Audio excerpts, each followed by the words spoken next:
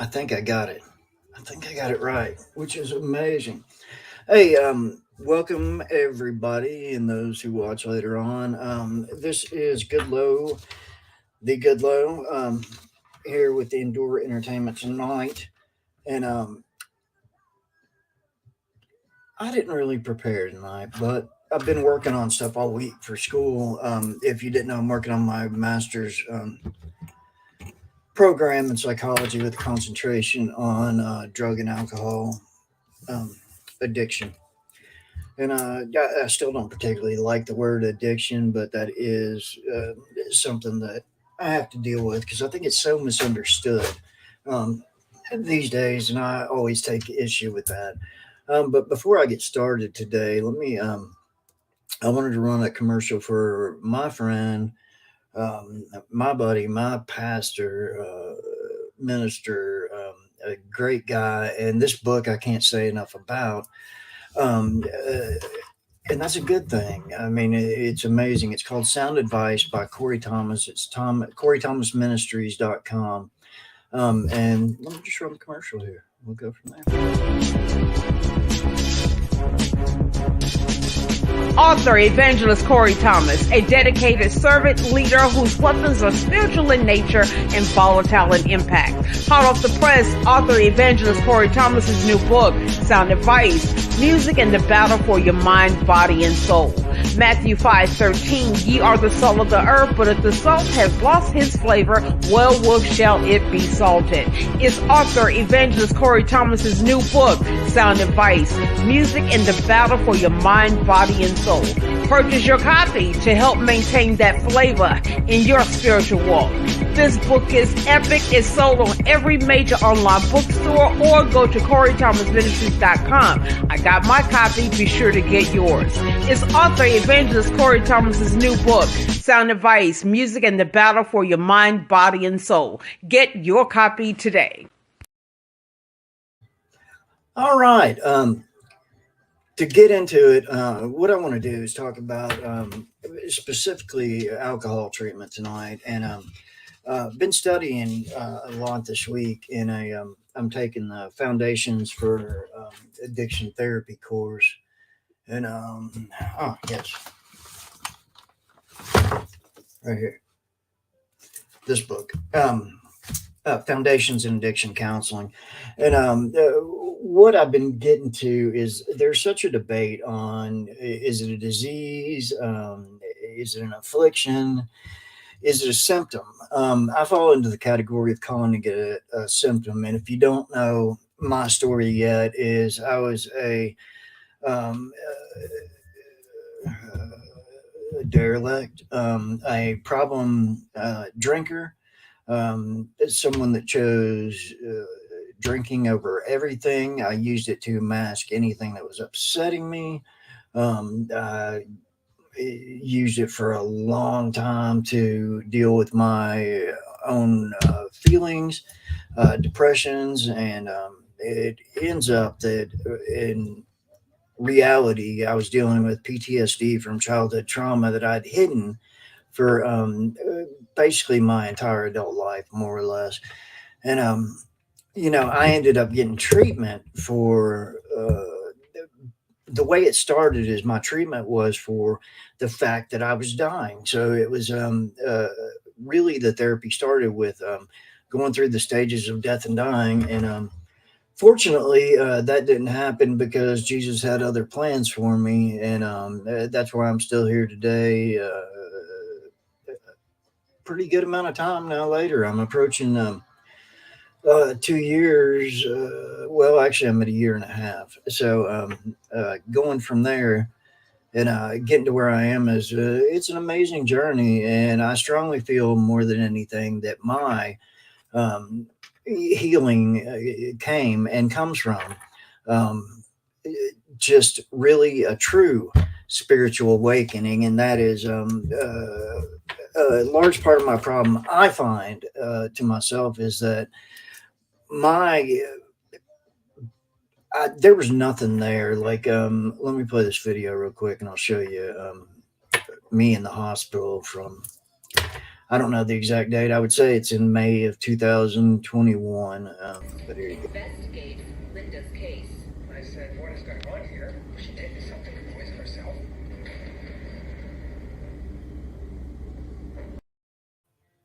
All right.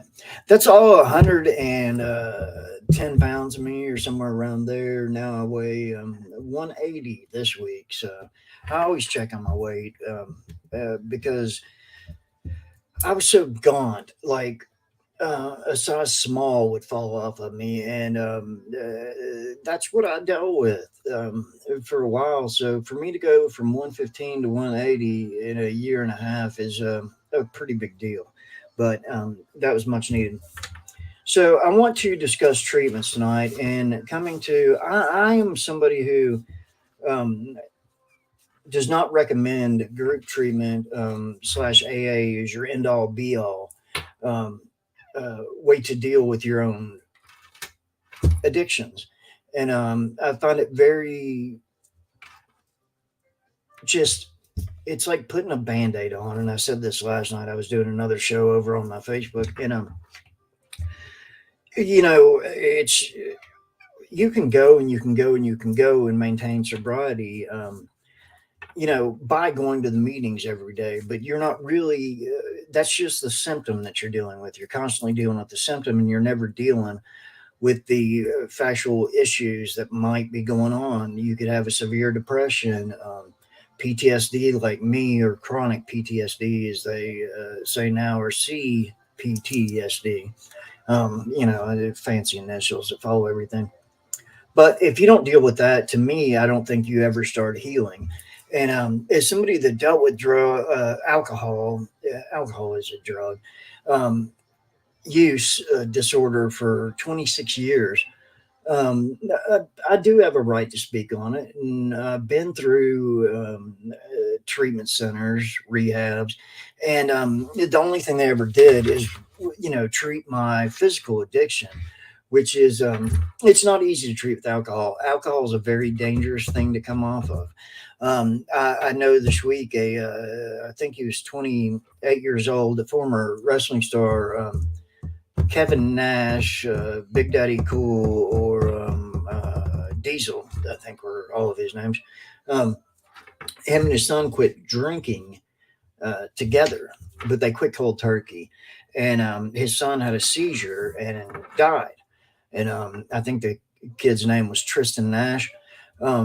But that's what happens when you really try and do it on your own.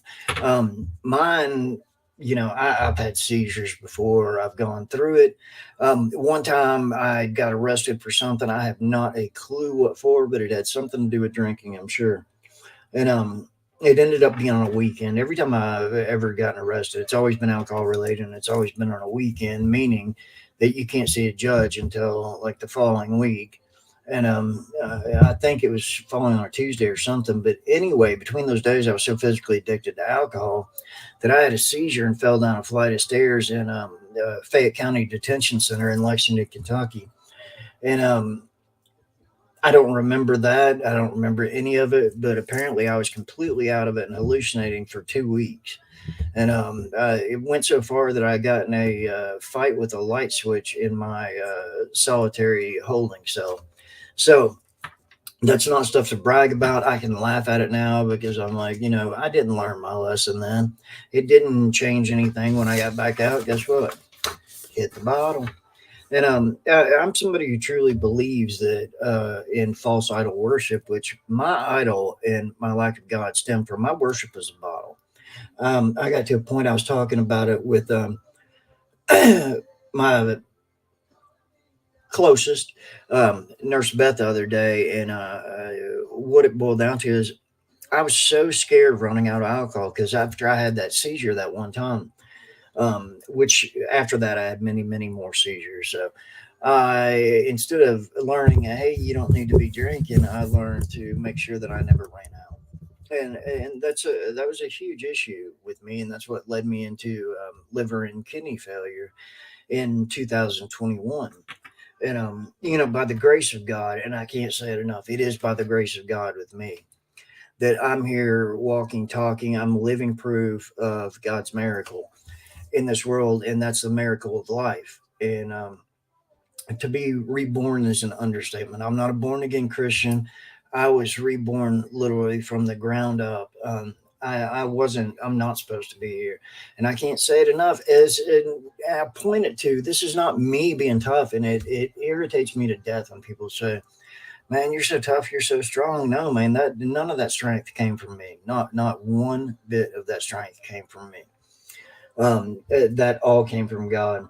So, in getting back to group therapy here, this is important to talk about. Is you know, AA as designed is a group therapy that's really run by a bunch of unlicensed therapists, and it gets to a point of groupthink and group polarization, which is psychology terms. In groupthink, is you've got everybody developing a certain mindset, and that is it's not a bad mindset per se, but sobriety. Well, that's great when they're going to the meetings, but those that stop going to the meetings, there's only a 15% success rate in all of AA. That's worldwide, a 15% success rate. So you're looking at an 85% failure rate for those that don't keep going. And it's because the bleeding starts back when the band-aid's taken off. And you know, you're very you got one of those clotting problems. And to me, I was never able to clot my wounds without Christ first and foremost, but secondary is the therapy that I went through. And I went through psychotherapy, and you know, and dealt with things that I didn't remember. I said all this last night, but my other podcast is more of not safe for work. And you know, in it's amazing to even fathom that I'm still here myself. And going through the psychotherapy, I mean, I went back through things as a child that I didn't even remember. It just started coming back to me. So that shows you what an amazing creation we are, to have all these suppressed memories and so on and so on. But it really got me to a point where I can say I'm a changed person, but I can say I changed by not changing at all. And that was in a Pearl Jam song from long ago. But what I mean by that is I got back to the person I was created to be, and that would be Diana Gale Combs Napier's son. And you know, from the time I was little, my mom would teach me and say to me that you know, your job in this world is to make the world a better place than the one we came into. And realistically, I think we're all, as a society right now, failing at a large rate to do that. And I'm not supposed to be political, but I am. I'm always going to be. I'm a amateur political scientist, and you know, I look at all the hatred right now and how bad it's gotten in the last 6 years. And I know I'm going way off subject from therapy, but it's important.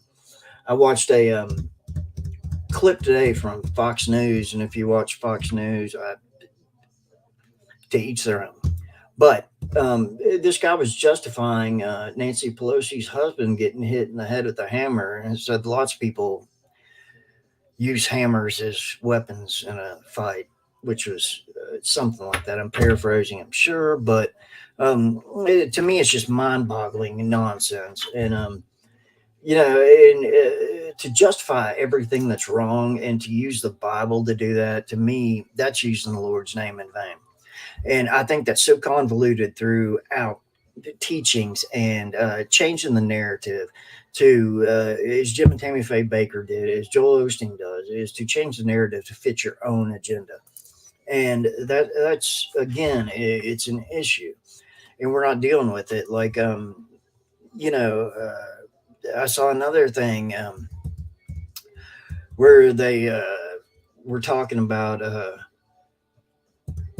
Putin, and he smirked about nuclear destruction, about, you know, taking everybody with him.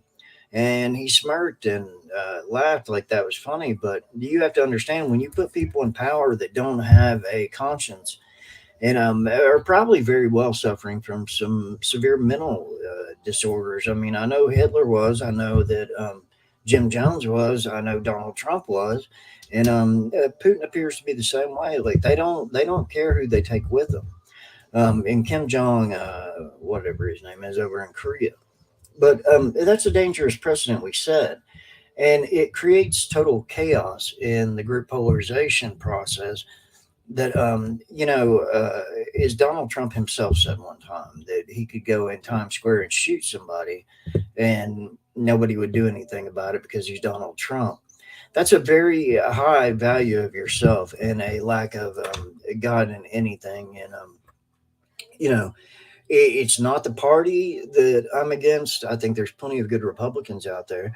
But it's more or less the polarization of, somebody that can do no wrong by constantly doing wrong and playing God it's not okay. And that's it on that one. Let's get back to what I'm supposed to be talking about. And that would be healing. The founder of AA, his name was Bill Wilson, co-founder, and he adopted Jelinek. E.W. Jelinek was a guy who existed, who created the disease model for addictions.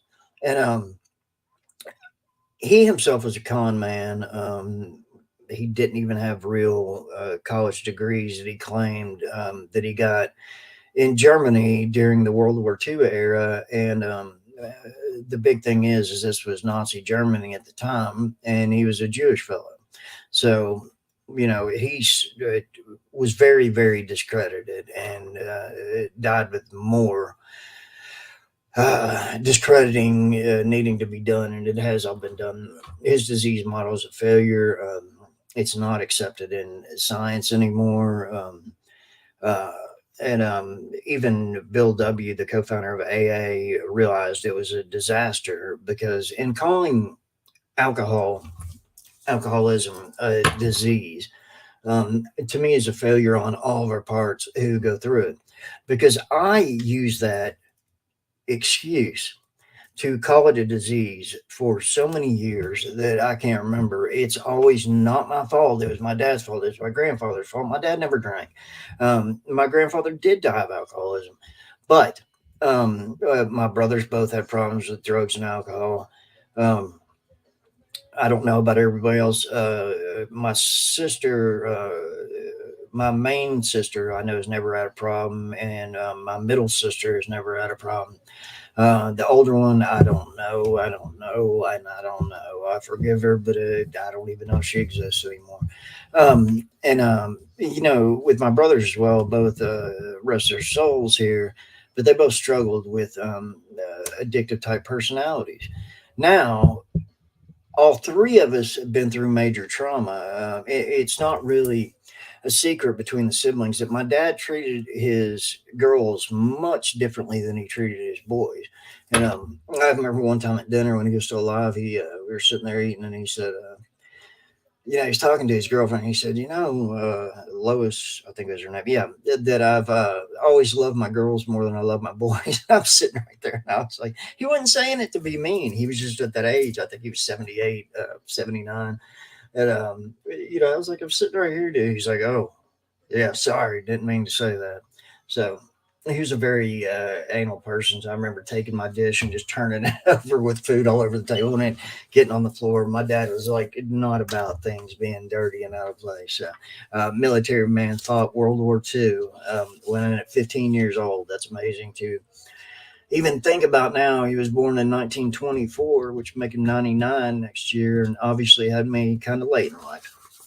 But back to it again. So when we go through this Jelinek disease model, and the failure of it it's that led to AA is the sole reason that addiction is considered a disease at this point. And this was 1956.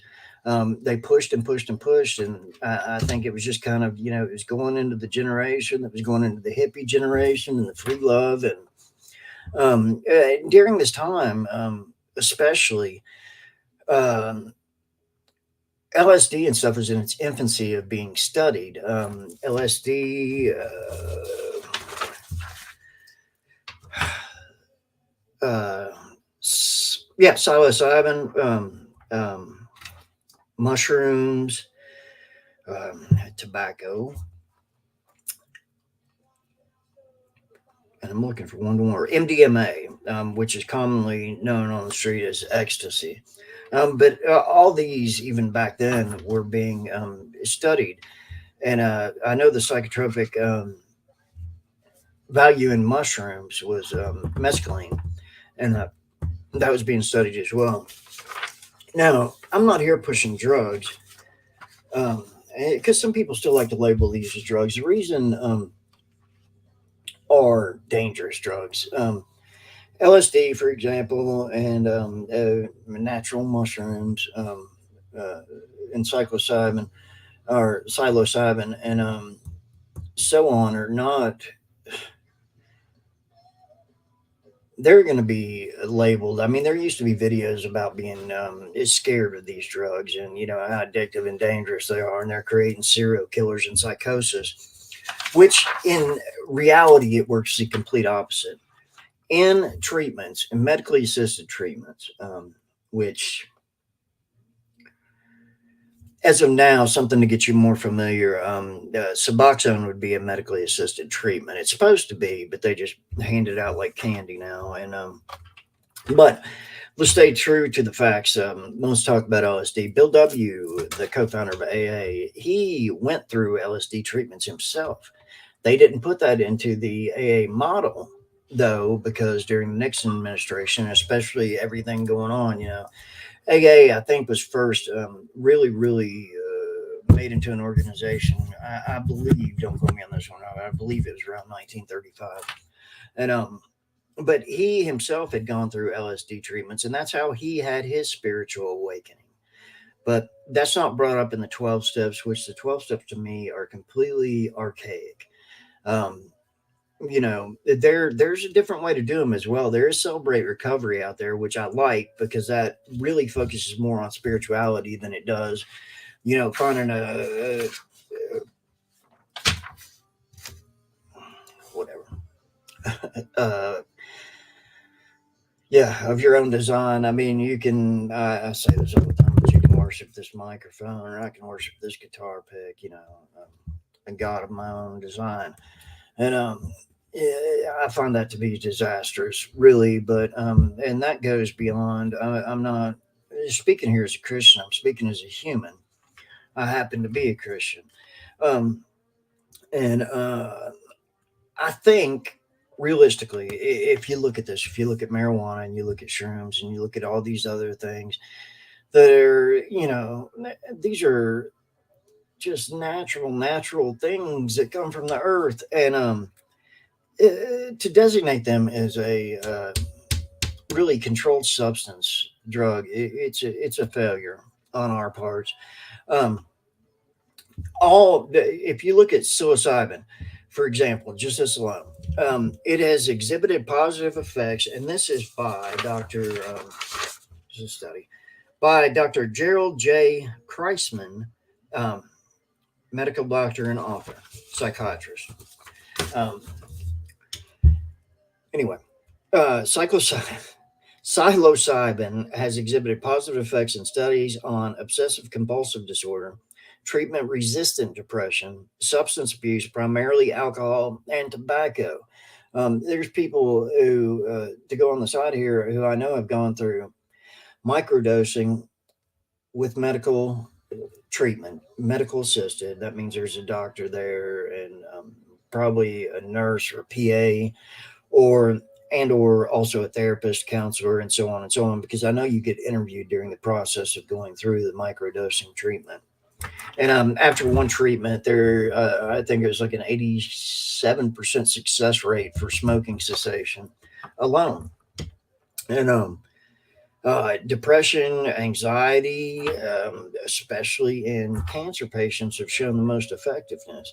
LSD has shown efficiency in depression, anxiety, especially when related to other medical illnesses. MDMA has shown improvement in anxiety associated with autism and PTSD. Studies are continuing to examine its utility in the treatment of headache and other pain syndromes and anorexia nervosa. And I knew about those. What's one that was really interesting to me is I've never had a migraine in my life, but I have loved ones who suffer with migraines, and really that's one of those things when you can tell somebody's not faking it. The amount of pain I've seen people go through and the nausea, and I'm no medical doctor, but just from witnessing what somebody goes through in a migraine is pretty. It's hard to witness, because if you have any empathy at all, you're sitting there, it's normal to really kind of feel yourself in that person's shoes sometimes, and get realistic. But all right, here's the clinical design. That means in a controlled study, controlled environment, involving the psychedelics includes close supportive psychotherapy, critical introductory cessations, prepare patients. Dosing is carefully monitored under supervision. Follow up integrative sessions are invoked. Although much work needs to be done, especially in the standardization of dosages, these drugs show great promise in the treatment of psychiatric illnesses. Some have quipped, if you remember the 60s, you weren't there. It now appears that remembering and restructuring some of those experimentation of that time will prove productive for future generations. And that goes into the title right there that I said, there's so many what ifs in this. But it's amazing the stuff that were shut down by a presidential administration that stopped these studies for decades. And even though if you go around and you look at these and you start really looking at the studies, the medical facts, it's incredible why this ever stopped. It was, I don't know. I'm not a conspiracy person, but gosh, imagine how many lives this could have.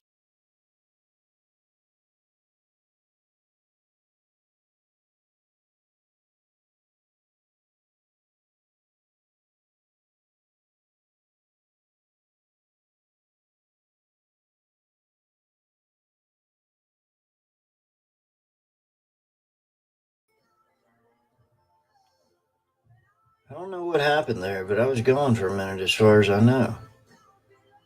What in the world? Why am I getting things that say, oh, this is not good? Block user. I'm sorry, I was getting some really crass chat. Anyway, so where was I? Ecstasy and Molly, so on and so on. Special K, uh, oh, ayahuasca, a plant concoction containing DMT, dimeth- dimethylpeptidine. I don't know how to pronounce these. I mean, I could figure it out, but um, current research on the use of psychedelic drugs for various psychiatric disorders has been initiated in major institutions in the U.S.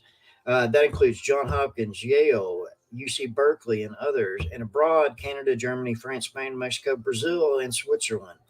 Along with that, recreational marijuana has been legalized in 19 states, Washington, D.C., and Guam, although standardized varieties and dosage forms have not been established.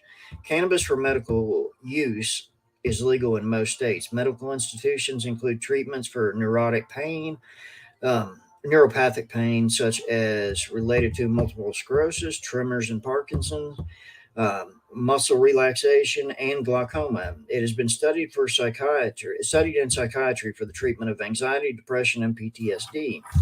Psilocybin is legalized for therapeutic use in Oregon. Ketamine is now FDA approved for the treatment of refractory depression and suicidal impulses.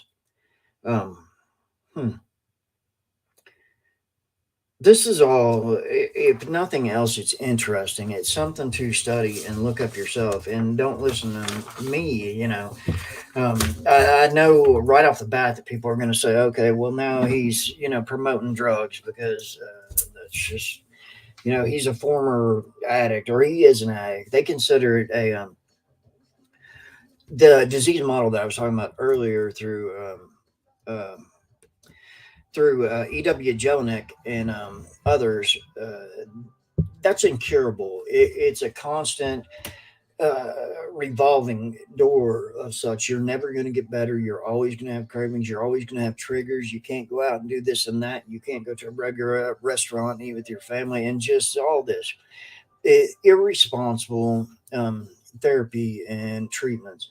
When you go into it now you know, as I have, because I'm deep into that. I'm not doing this for myself. And I study as much as I study to assist others. And that's really my dream. My passion is for others not to go through the absolute ignorance that I went through because, it's an easy excuse to say I didn't know any better, but I didn't know all these options. I was always taught in rehabs and recovery centers that there's no hope. So they're trying to tell you that you're not hopeless, but also giving you no hope. There's no hope you'll ever get better. Well, there is faith that you can get better, and for some people, any tools we have to help them restore that faith or have that spiritual awakening, like Bill Wilson had, is worth looking at. And to each their own, but the benefits far outweigh anything else. LSD is not addictive. Shrooms are not addictive. Marijuana is not addictive. Mentally, you can be right there in the middle with marijuana. So yes, marijuana you can get addicted to. You can also get addicted to coffee, cigarettes, alcohol, very easily, and so many other things. It just depends on where you're at your center, your core, what you want out of this world, this life, and moving forward. And I know for me, people have said, "Well, you had a hardcore dose of reality." No, man, I was ready. I was okay with dying. I didn't feel for me. It's the first time in my life, and I was like, you did this to yourself, and that's the way I approached it. I approached death with almost a warm feeling about it. Like, you know what? All this pain is over with. All this mental anguish, all this stuff is over with. Um, and, exhausted, mentally exhausted, and mentally given up. I had given up. I had given up. And another part that I don't mention a lot here is why I'm going for my master's, which more than likely I'm going to end up going for my PhD after that and after I establish.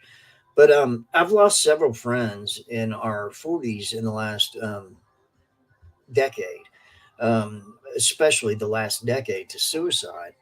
And for me, it's not a morbid curiosity. I know these are great people. I mean, like, it's not the people that are dark that were, always living in the dark like me. These were happy people, fruitful people, and they're gone. And sometimes the pain is much like a Robin Williams or a Chris Cornell. You don't see it on the outside because you're so busy into the looking into the factors of, oh, this guy's such a joy to be around. This guy's so happy, so healthy, and he's miserable inside. So if we look into things, like I know for me, is I meditate a lot. I do a lot of prayer. I do a lot of self care. I take a lot of baths.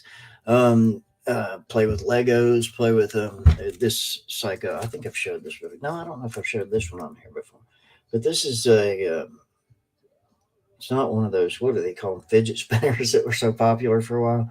But this one is it changes colors. It's a Rubik's cube, and it changes color by touch, but then of course it goes back, and yeah, it makes you insane, but a good kind of insane, like a problem solving insane. All right, so yeah, I stay cold all the time because of my anemia, but that's the way it goes. And to get more into that, I had more to say on this, but again, I didn't prepare tonight. Um, and that's just the way it goes. Let me see. I had this pulled up earlier, so I was seeing if I could find something for you. Psilocybin is okay. And this is from the newest studies in 2021, and these are key points. This is from Dan Major. He's a master's of social work, which is always interesting. I would not want to do social work, and it's because that's a job that is. I can't say enough about people that do social work and nursing. It's really, I think, two in the top 10 of the hardest jobs in America. You know, not everything is ditch digging or manual labor, which manual labor is taxing as is. I know that. I'm not putting it down. But what I mean by the mental factors in social work and nursing is, you know, you can't be married to your work and expect to do that. You're going to have some heavy losses, and you know, the same thing. Well, to a lesser degree of what I'm doing with addictions is, you know, I already. Well, I don't believe I'm gonna fail. I believe in faith, and I believe that God put me here, back here to do this. But inherently, I know that there's going to be some disappointments along the way. There's going to be some death. There's going to be some self destruction, and I'm blessed to be able to share my journey of getting away from the self destruction and the utter insanity of it all, because it is what it is. When I would drink, I would always worry about, you know, like I said earlier, running out. But then, you know, that first drink in the morning, I was going to take a couple of sips. I was going to puke. This was standard. And, you know, then once I calmed down from that, take another drink and start getting back up on the up factor so you could feel it going through your veins, if you will. And, you know, that cycle is, it's insanity because you keep doing the same thing over and over again, expecting different results. It is what it is. So the title of this article was Ecstasy, Acid, and Shrooms, New Psychiatric Treatments. In the last 50 years, psychiatry has made great strides in the development of therapeutic tools. Now, psychotherapy approaches, new medicines, and new medical device interventions have revolutionized the treatment of many disorders. A current area of research interest is the reexamination of psychedelic drugs and how they might be useful in the treatment of psychiatric disorders. I remember this well, even though I wasn't born then, but the turn on, tune in, and drop out vibe. It was Dr. Timothy Leary that had written a book, and that was basically like his slogan. And this was in the 1960s. It was often associated with bad trips, burnouts, fledgling research, mostly with LSD. And all that ceased in 1973 when the DEA disclassified psilocybin, and that that it has exhibited positive effects in studies on obsessive compulsive disorders, treatment resistant depression, substance abuse, as I already said. So all this was okay. It was closed up in 1973. But you know, it's really what's important. And you know, these, when you take ecstasy, acid, and shrooms, the new psychiatric treatments, psychiatric research has been going on with this since the 1950s. So you're looking at 70 some years now. You know, except for the long period of time I know as a child of the 70s and the 80s and the 90s, all of us, these drugs, as they call them, drugs were bad. We had the DARE program, Nancy Reagan, which is actually, I don't find a lot of faults with that problem. But you go back and you research and you look at, there's some old PSA videos out there, and, I'll have to play one here sometime, but specifically about LSD and marijuana and stuff like that, that showed these people like actors committing suicide, murders, rapes, and things like that. So they kind of planted a seed for it to be just drugs that created zombies, basically. And that's not necessarily true. Now, you can abuse anything. Even though now in psychiatry and psychology, they're moving away from using the word abuse, which is a newer thing that's coming about. And I don't agree with it, and I don't disagree with it. So, to me, you can, too much of a good thing is always too much of a good thing. So I'll go from there.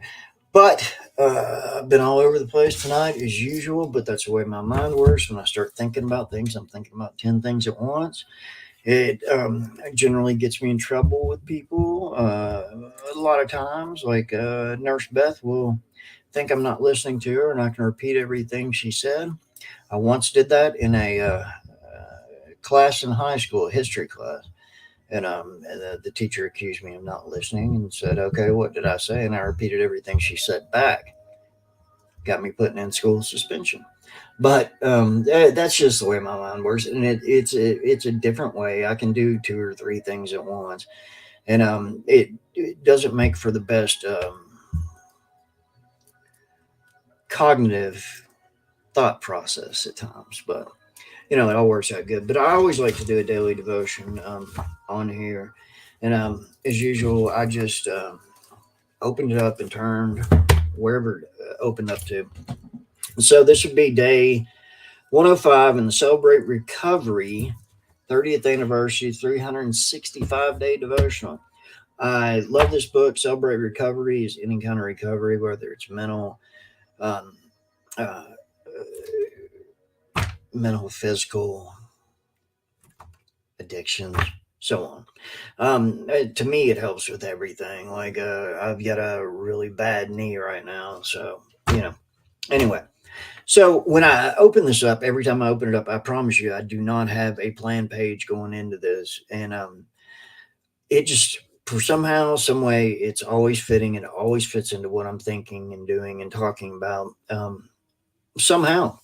But day 105 today is Excuses is the title of it. And this would be Psalm 12. I'm sorry. I can't see it.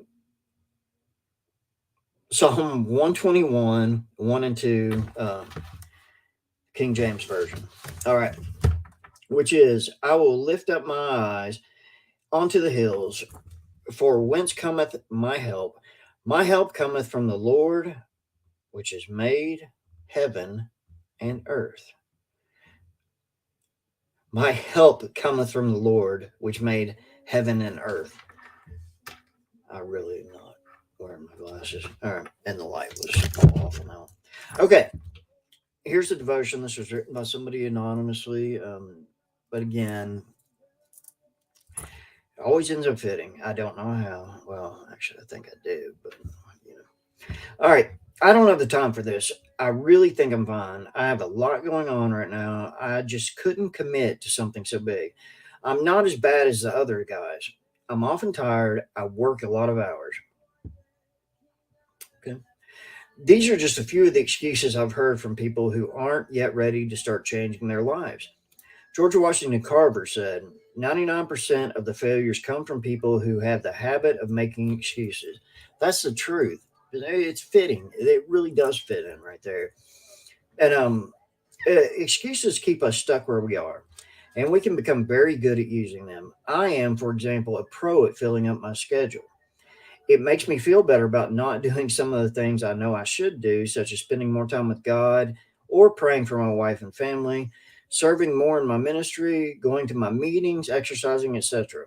In my old life, I never had trouble finding the time I needed to deny my character defects, bitterness, resentments, worry, anxiety, fears, and addictive behaviors. However, I quickly realized I wasn't nearly as good at making time for my recovery.